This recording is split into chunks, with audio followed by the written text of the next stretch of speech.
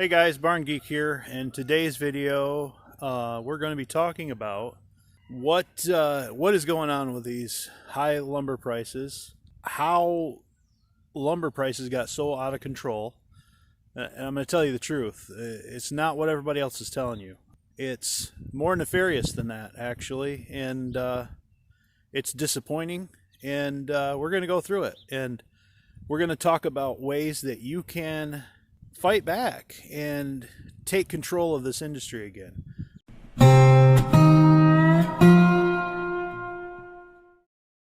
So, I've been doing some research.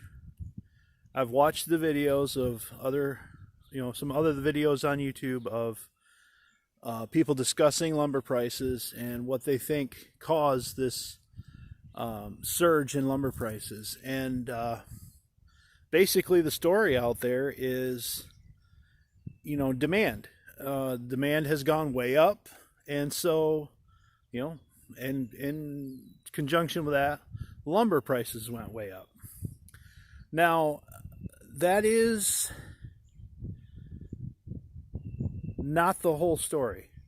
It is part of the story. You can explain it to a certain degree with that explanation, but that doesn't explain why lumber prices have gone so far up and have stayed that high.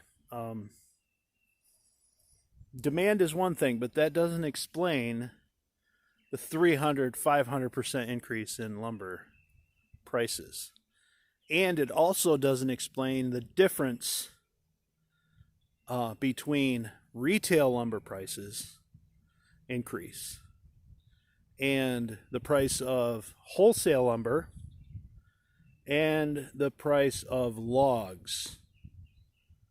So this is the story I've been getting. I'm on a few logging groups that are made up of a lot of other small guys that are in the business. And I asked them a question. I said, I'm trying to get to the bottom of this lumber price, this insane lumber price story. And I want to know what they're seeing on the ground, small loggers, small sawmill owners, that type of thing.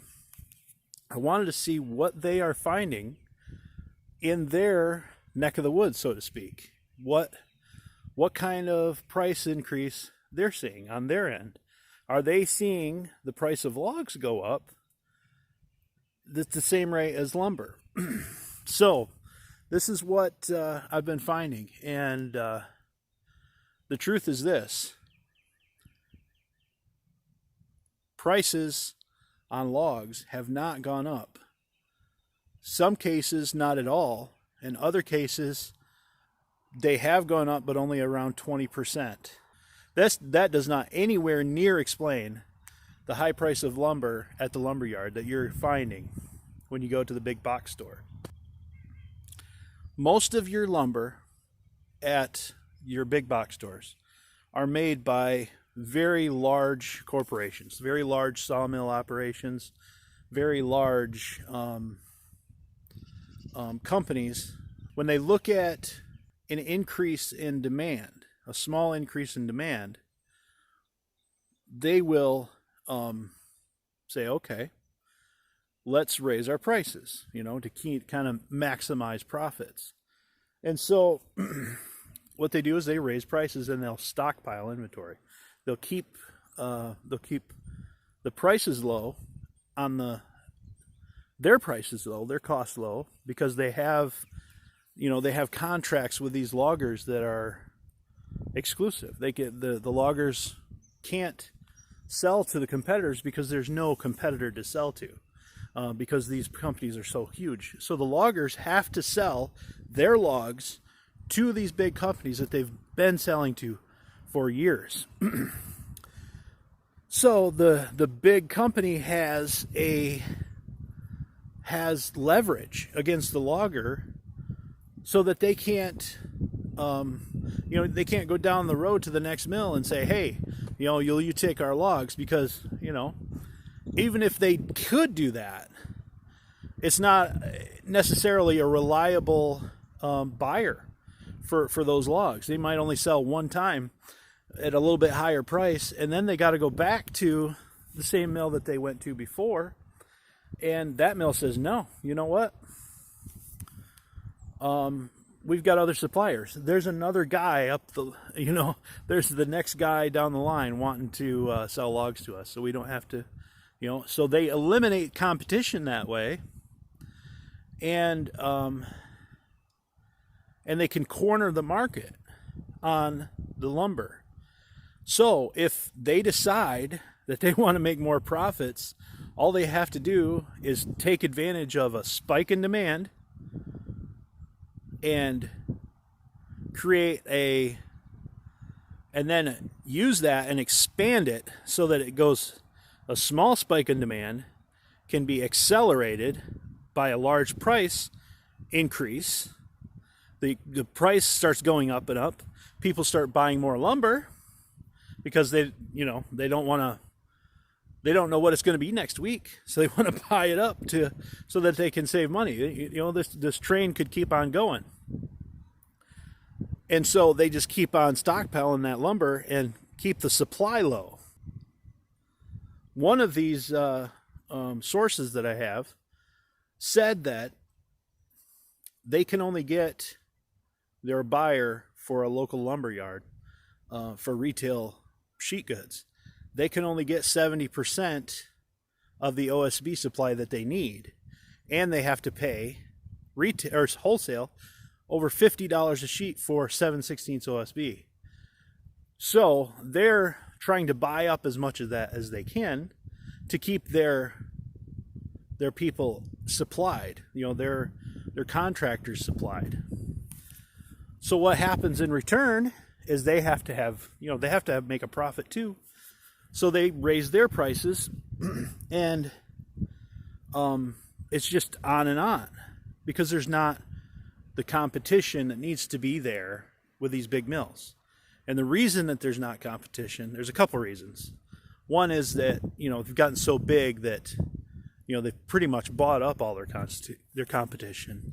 And the second reason, and the one I really want you to internalize and think about, is the fact that these big lumber companies have control over what gets written in the building code. And so they can write in there regulations that will favor their products. So when you go to build a house, you have to buy, as a consumer, the products that they make. And that's the way it's been for 100 years plus. 100 years ago or more, a bunch of these lumber barons got together and decided, hey, you know what? What's a good way that we can make more people buy our products? And somebody had the brilliant idea, hey, let's write a special book with codes under the guise of safety. Let's do like the meat industry is doing, and the pharmaceutical industry is doing, all these other industries are doing. Let's write some regulations, have local governments adopt them so that we can have exclusivity in the market. We can compete with all these other or we can shut down all of our competition. We can shut down these small sawmills, and we can have a bigger piece of the pie. And that's what they did. And they've just continued to do that over the course of the last century. This is the way monopolies work in this country. This is the way monopolies work in not just this country, but Canada as well. And these are the ways that you can kind of combat that. And that is this: buy local. Buy from local small sawmills. In this in North America, we've seen a resurgence in people that have bought small sawmills, much like 100 years ago when a lot of people bought steam-powered sawmills that were portable, that went to the backyard of a farmer, or the back 40 of a farmer. They were able to cut the logs and build a barn from timbers that were on the land. We need to get back to that, and we have the resources out there. There are small sawmill owners out there that will come to your land, cut timbers from your own land, or you can go to them and purchase timbers that they cut from other people's logs and from small loggers, and you can build that project that you have been wanting to build better than you ever thought you possibly could. You can support local guys doing local work, and it's a win-win for everybody, except for, of course, the big corporations. I like small sawmills. I like small companies. I think competition is good. I think monopolies are bad, and that's the way it is. If you don't like that, click thumbs down, unsubscribe. There's other channels for you. But if you do, click the thumbs up, subscribe. There's going to be a lot more. I'm going to be talking about how you can, buy your own sawmill, build your own business if you want to, in keeping your money local, keep it in the local economy, and support your local, friendly neighborhood sawmill. So anyway, I'm Aaron from BargainGeek.com. Check out our website, click the thumbs up, like the video, and we'll catch you on the next one. Have a great day.